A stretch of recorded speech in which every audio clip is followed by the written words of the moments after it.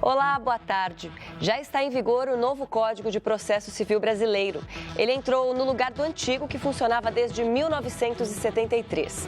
O novo texto traz mudanças principalmente no direito de família. Entre as novidades está o estímulo para que os conflitos sejam resolvidos por meio da conciliação. O novo Código de Processo Civil promete combater a lentidão e o excesso de processos no Brasil.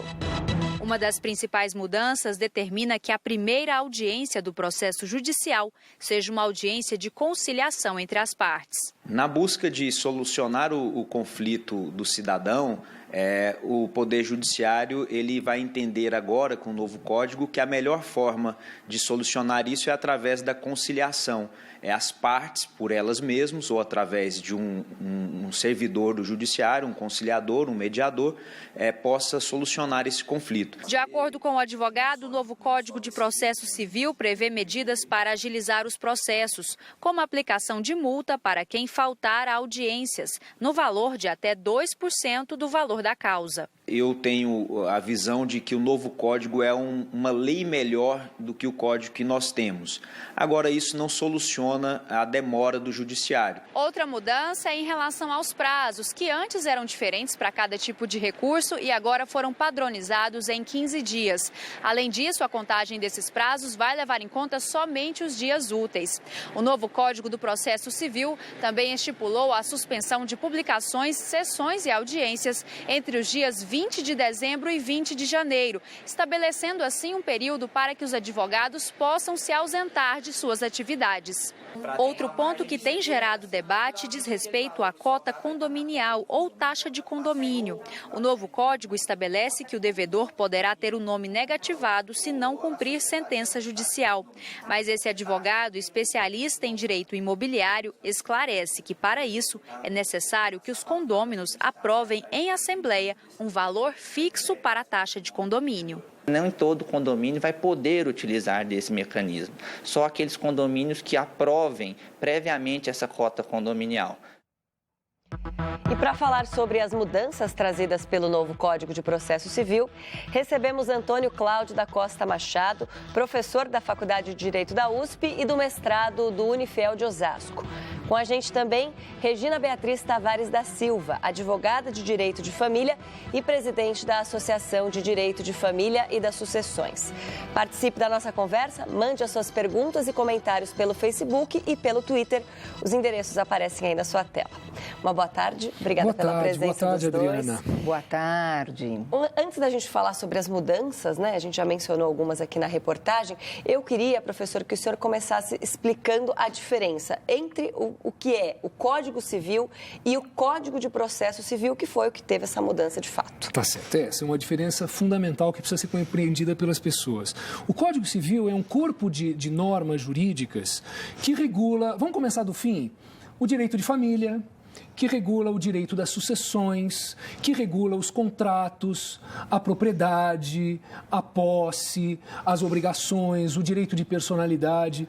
O direito civil do Código Civil é aquele que regula a nossa vida no dia a dia, nas nossas relações com os nossos vizinhos, com o proprietário, com o locador, com a nossa família, com os nossos herdeiros. Isso é o direito civil. O Código de Processo Civil, ele regula a atividade que as partes têm diante do juiz para fazer valer o direito civil, fundamentalmente. Então, o processo civil, ele não regula a atividade judicial para a definição de crimes. Então, não é processo criminal e não é processo trabalhista. Todo o resto, vamos dizer, vai por meio do processo civil. Essa é a diferença fundamental. Doutora Regina, e nesses cerca de 10 dias aí em que o Código de Processo Civil está em vigor, já deu para notar algum efeito positivo que ele tem trazido? Adriana, eu que advogo na área, especialmente na área do direito de família e do direito das sucessões, temos, portanto, um volume, né, de processos em que na audiência, já sentimos essa diferença, no sentido de ser, nos processos de divórcio, decretado o divórcio logo no início da lide, o que é muito importante, ou seja, na primeira audiência, o juiz pode já decretar o divórcio. E depois, neste processo, serão resolvidas as outras questões, como questões de pensão alimentícia, questões de guarda, dependendo da urgência ou não destas questões também. E mais tarde eu falo um pouquinho nisso. Mas é muito importante essa modificação do novo Código de Processo Civil.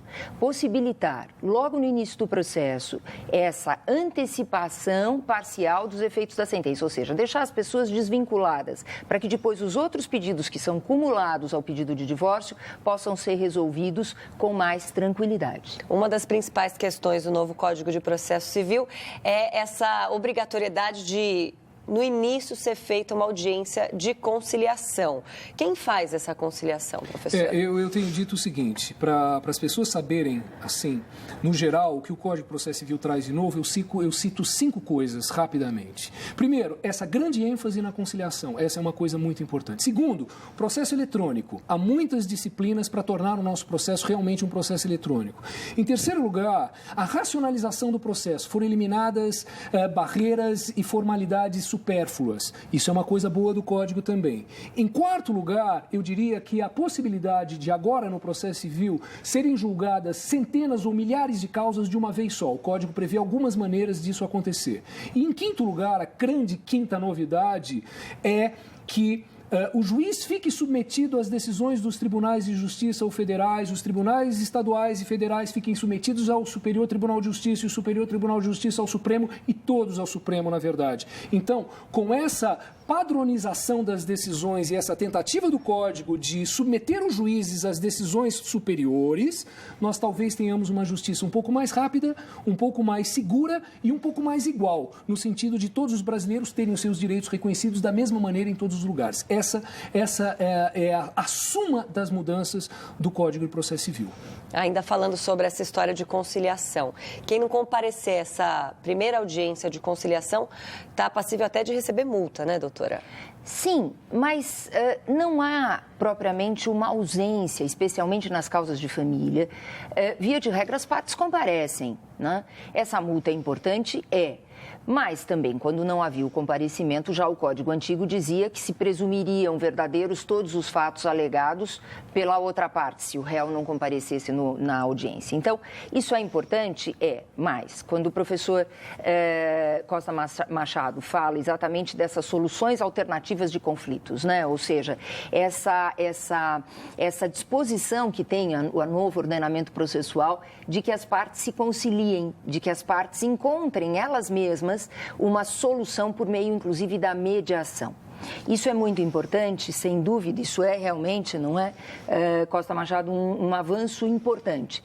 Mas a mediação já era regulada, né, em lei própria, ela agora no novo Código de Processo Civil é incentivada, só que nem todas as causas possibilitam esperar a mediação. E nas causas de família, Adriana, isto é muito comum acontecer. É preciso, logo no início, obter uma decisão liminar antes de qualquer mediação, por exemplo, para assegurar o bem-estar dos filhos, por meio da definição da guarda, por meio da definição do regime de convivência. É preciso, logo no início do processo, bloquear bens, bloquear patrimônio, dinheiro, por exemplo, aplicado ou depositado numa conta bancária.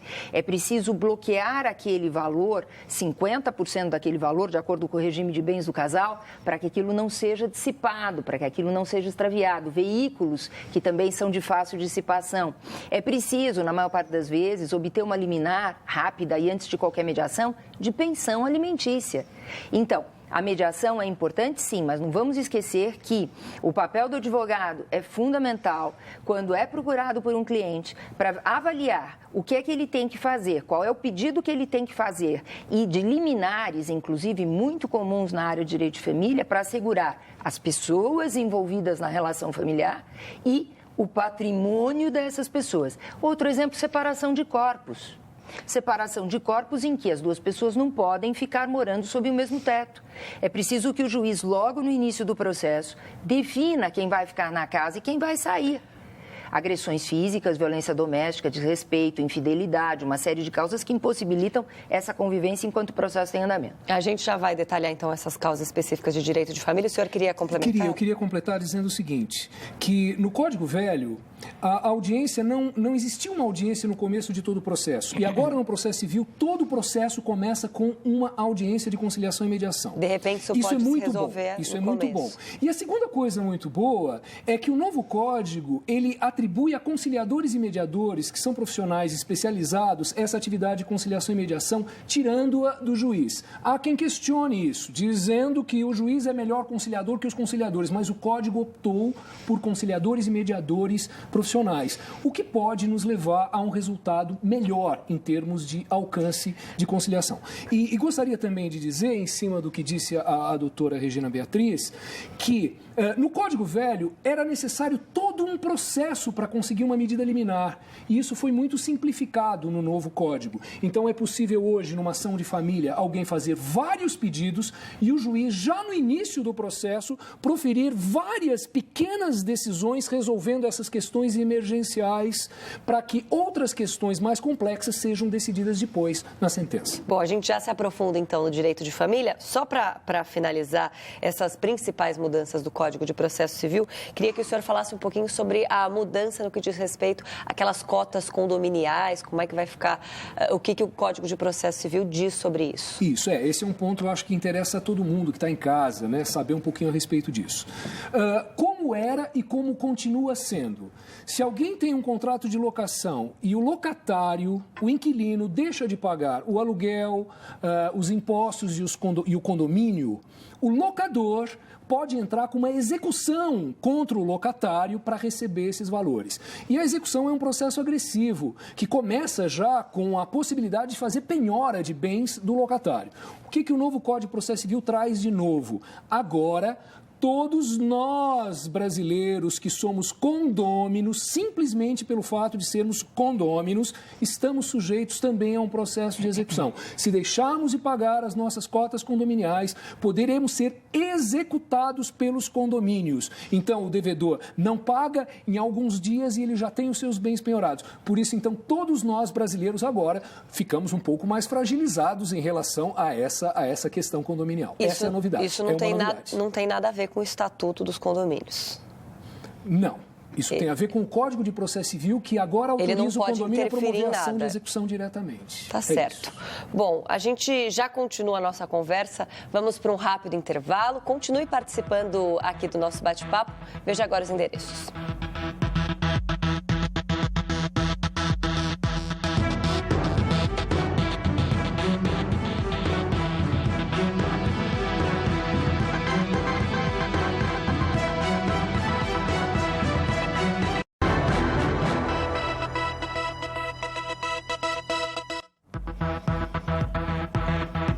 Já estamos de volta com o JC Debate. Hoje conversamos sobre o novo Código de Processo Civil. Com a gente, Antônio Cláudio da Costa Machado, professor da Faculdade de Direito da USP e do mestrado do Unifel de Osasco, e a doutora Regina Beatriz Tavares da Silva, advogada de Direito da Família e presidente da Associação de Direito de Família e das Sucessões. Continue participando, mande as suas perguntas e comentários pelo Facebook e também pelo Twitter. Olha, entre as principais mudanças do novo Código de Processo Civil estão as novas regras para o pagamento de pensão alimentícia. Quem estiver em dívida com os filhos pode ficar com o nome sujo, ter o dinheiro bloqueado pela justiça e até ser preso em regime fechado. O dia está cinzento, mas marca o início de uma nova vida. Ela veio hoje dar entrada no pedido de divórcio e na pensão alimentícia do filho de 4 anos. A gente separou em outubro, eu já não estava mais com ele, outubro do ano passado, e ele não me ajudou, não me auxiliou em nada. Eu tive que me virar durante 3 meses do meu jeito, da minha maneira, pedindo para um, pedindo para outro, e ele lá sossegado, porque na verdade meu filho passa mais comigo do que com ele. Para estipular a pensão, o juiz analisa a necessidade da criança e a renda de quem deve pagar.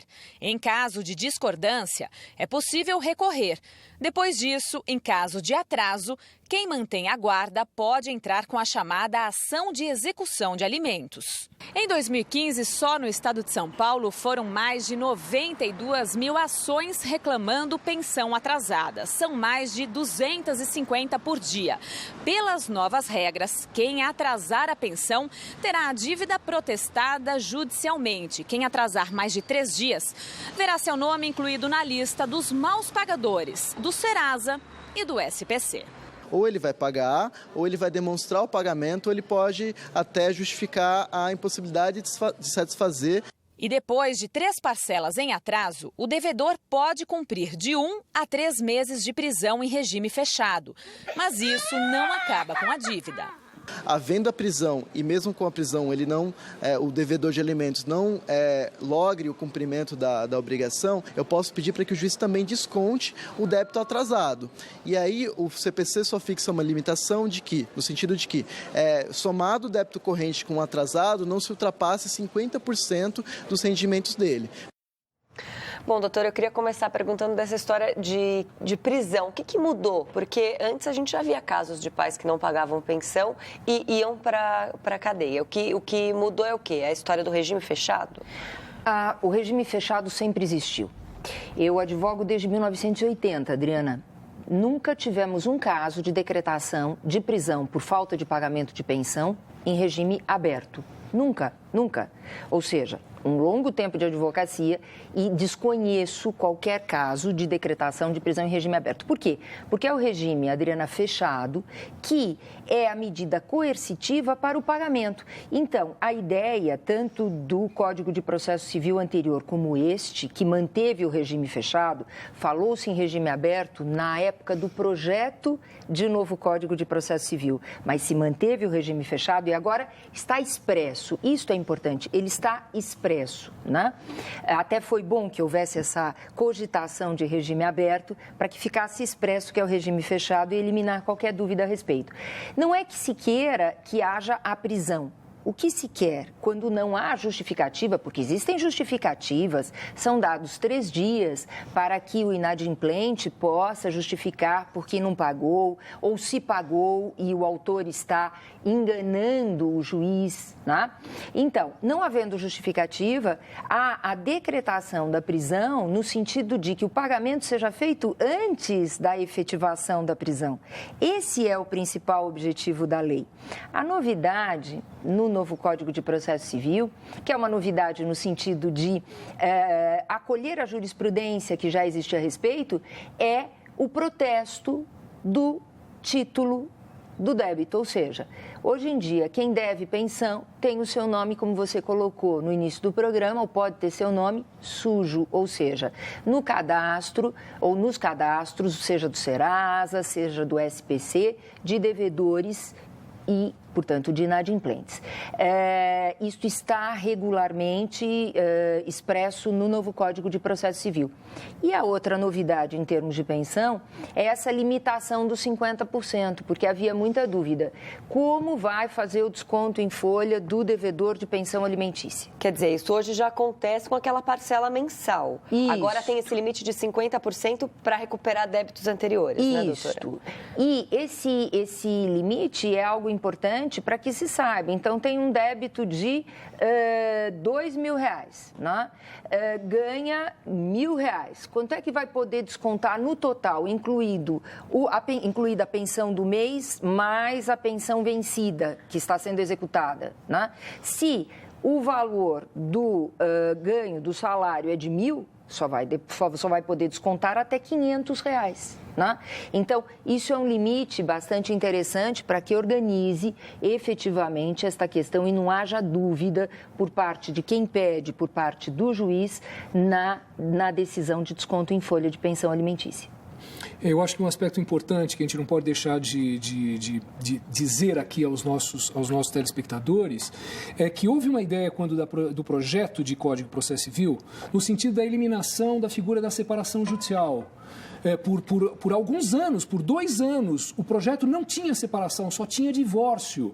E essa foi uma luta conjunta da doutora Regina Beatriz Tavares da Silva e minha em Brasília, uma luta enorme, e nós conseguimos, no final das contas, em maio de 2013, que a separação judicial voltasse a integrar o Código de Processo Civil. E o grande argumento principal era esse: a separação não desapareceu por conta de uma emenda constitucional de alguns anos atrás. Ela não desapareceu. Ela ela não desapareceu. Ela precisa agora ser regulamentada pelo Congresso Nacional. Nós precisamos mudar ou o Código Civil ou a lei do divórcio. O fato é que a separação está mantida e isso produz efeitos sobre a vida das pessoas hoje. E eu queria que a professora Regina falasse um pouquinho sobre essa questão da separação, que é tão importante. Ela continua existindo e com efeitos importantíssimos. Antes da gente continuar, então, desenvolvendo esses temas de família, só para a gente atender a demanda aqui de 2 telespectadores, que, na verdade, acho que já foram respondidas essas perguntas com a sua resposta, doutora. A primeira é a da Tatiana Ribas, que ela queria saber se mudou alguma coisa sobre prisão do devedor e se a pessoa não tem como pagar e está desempregada. São aqueles 3 dias em que a pessoa pode se explicar, é isso, doutora? Isso é a justificativa que vai dar. Não posso pagar porque estou desempregado. O juiz não vai decretar a prisão. E a prisão é de 1 a 3 meses, como já era anteriormente. E a Tatiana também perguntou se não é errado incluir uma pessoa, o nome da pessoa no serviço de proteção ao crédito por falta de pagamento. Como a pessoa vai encontrar um emprego com nome sujo, uma vez que isso é primordial para se arrumar um emprego? Essa era a grande discussão, se haveria ou não o protesto. Se o Código de Processo Civil abrigaria ou não essa jurisprudência que já existia. Mas é uma medida que se entendeu como coercitiva para evitar o protesto, sempre para evitar a prisão, para evitar o protesto, pague. Agora, quando não pode e justifica que não pode ou é injusto o pagamento, vamos usar essa expressão, né, de uma maneira bastante abrangente, não vai ser decretada prisão, não vai ser realizado o protesto. Agora, pegando exatamente aquela importante observação do Dr. Antônio Cláudio Costa Machado a respeito da nossa luta, que foi nossa mesmo, sobre de manutenção da divórcio. separação, isso tem uma ligação direta com a pensão. Por isso que o professor, naquela hora, citou. Depois dessa emenda constitucional de 2010, a chamada emenda constitucional do divórcio, uma corrente de pensamento muito mal fundamentada resolveu defender a ideia de que a separação teria terminado. E nós conseguimos manter a separação entre os ritos procedimentais do novo Código de Processo Civil. Por quê? A separação no Código Civil é a única sede em que se regula a sanção aplicada àquele que descumpre um dever do casamento. Por exemplo, é infiel, agride fisicamente ou moralmente o outro cônjuge. O marido agride a mulher, ou a mulher agride o marido é infiel ou a mulher é infiel. Quem sustenta o outro, ou seja, quem sustenta a casa e é a vítima desse descumprimento desse dever, ou seja, é a vítima da infidelidade, é a vítima da agressão, seja física, seja moral, não tem que pagar pensão. E esta exoneração deste dever de pagar pensão a quem é infiel ou a quem é agressor, só existe esta sanção na separação no Código Civil. Então, eliminada a separação do novo Código de Processo Civil, o que aconteceria? Não haveria mais a sede processual que é prevista no Código Civil para obter a aplicação desta sanção, que é uma sanção que obviamente colabora e que cumpre o preceito constitucional da dignidade da pessoa humana. Imagine alguém que sofre uma agressão física, uma mulher que sustenta o marido, e nas classes menos favorecidas hoje no Brasil, na maior parte dos lares brasileiros, a mulher sustenta a casa. Esta mulher agredida fisicamente ou moralmente, ter que pagar pensão alimentícia descontados nos seus olerites, nas suas folhas de pagamento, né? Os valores de pensão alimentícia é o agressor, um total absurdo. Então, essa nossa luta de manutenção da separação também em relação à pensão alimentícia, e no caso, a exoneração do dever de pagar a pensão alimentícia em relação àquele que descumpriu o dever conjugal ou o dever da união estável, é muito importante no novo Código de Processo Civil. Professor Costa Machado, o novo Código de Processo Civil, ele fala alguma coisa, alguma mudança sobre herança? Pois há uma mudança muito importante no sentido de que há um processo de inventário simplificado que no Código Antigo demandava um valor relativamente pequeno e que hoje esse valor foi extremamente aumentado, 1.000 salários mínimos, no sentido então de que um patrimônio que não seja assim tão grande pode ser resolvido num inventário mais simples, com mais agilidade, com mais rapidez. Essa é uma vantagem do novo código em relação ao código antigo. E a outra novidade importante também em matéria de sucessão e em matéria de partilha de bens na separação e no divórcio. Ou seja na dissolução em vida, seja por morte. Então, quando temos um divórcio ou uma separação, temos a partilha de bens. Como quando temos o inventário na sucessão, temos também a partilha dos bens entre os herdeiros. O novo Código de Processo Civil estabelece que esta partilha tem que ser a mais cômoda possível entre os beneficiários da partilha, seja marido, mulher, os divorciandos ou os divorciados, sejam os herdeiros. E como se faz esta comodidade? Estabeleceu-se no novo Código de Processo Civil um sistema de leilão. O leilão entre os interessados. Ao invés do bem, por exemplo, uma casa, não dá para dividir uma casa no meio, um carro. Não dá para dividir o carro no meio. Antigamente, iria diretamente este bem, fosse a casa, fosse o carro, para a venda judicial para a terceira pessoa, no chamado leilão judicial para a venda a terceiros. É claro que um dos dois poderia comprar, mas dentro de um procedimento diferente. Agora é um leilão entre eles, sem participação de qualquer terceiro. É um sistema que no direito estrangeiro já existe, é bastante interessante. Então, o marido ou o herdeiro, seja no divórcio, seja no inventário, quer comprar. Ele tem dinheiro, tem um preço mínimo, ele dá o lance. A mulher também tem dinheiro no divórcio e quer comprar. O outro herdeiro na sucessão quer comprar, dá um lance maior. Quem der o lance maior paga metade do preço ao outro e fica com o bem exclusivo para ele. É o chamado leilão na partilha de bens, seja no divórcio, seja no inventário. Doutora Regina Beatriz, professor Costa Machado, infelizmente nosso tempo acaba. Obrigada pela participação dos dois. O JC Debate, ele fica por aqui. Você pode se inscrever no nosso canal do YouTube e ver os programas anteriores. O endereço é youtube.com/jornalismo TV Cultura. A gente volta amanhã ao 12:30. Uma ótima tarde para você. Até lá.